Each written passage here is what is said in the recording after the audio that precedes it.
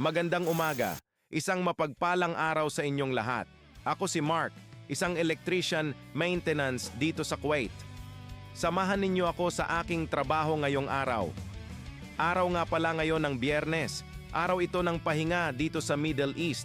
Kaya kakaunti ang tao sa daan at maluwag ang kalsada. At heto na nga.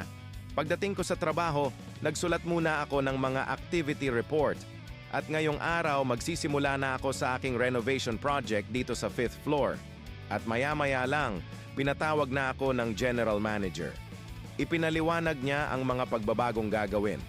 At syempre, ako ang nakatoka sa electrical works dahil ako ang electrician maintenance dito sa building.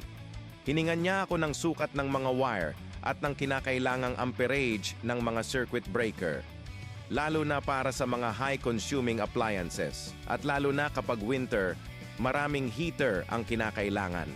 Dahil dito, kapag summer naman, 24 na oras ang gamit ng mga aircon unit. Kung gaano kasagad sa buto ang lamig kapag winter, ganun din katindi ang init kapag summer. Parang nag-e-ensayo sa loob ng pugon. Kaya mahalaga ang tamang pagkalkula ng electrical load ng bawat circuit at bawat materyales. Buti na lang, may karanasan na tayo dyan. Bago pa ako makarating dito sa abroad, nakapagtrabaho na rin ako sa Pilipinas sa mga high-rise building. Kaya kahit papaano, may sapat na kaalaman at kumpiyansa tayo sa ganitong klaseng trabaho. At heto na nga, walang mahabang intro. Simula na agad ang aksyon. 8 kwarto ang gagawan ko ng trabaho. Kaya hataw talaga. Literal, kakain ka ng alikabok, pero ayos lang. Basta marangal ang hanap buhay at para sa pamilya. At hataw na ulit tayo sa trabaho. Biglang nagka-aberya ang ginagamit kong rotary drill. Wala pa kasing available na pangmalakasan na chipping gun. Kaya back to manual muna tayo. Martilyo at sinsil. Ayos lang.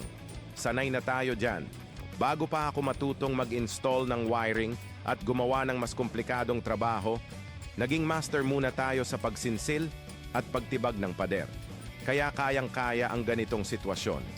Buti na lang, nandyan si kaibigang Pakistani. Mababait sila at pinahiram muna nila ako ng chipping gun. Bukas pa kasi darating ang nirentahan naming gamit. Kung minsan wala sa itsura o amoy, para husgahan mo agad ang kabaitan ng isang tao dahil parehas din ko rin silang banyaga sa bansang ito, nakikipagsapalaran din kagaya ko. At dito muna magtatapos ang video na ito. Sa susunod, ipapakita ko naman sa inyo ang pag-install ng mga pipes, layout at wirings. Maraming salamat sa inyong oras at sa panonood, mga ka-master. Hanggang sa muli.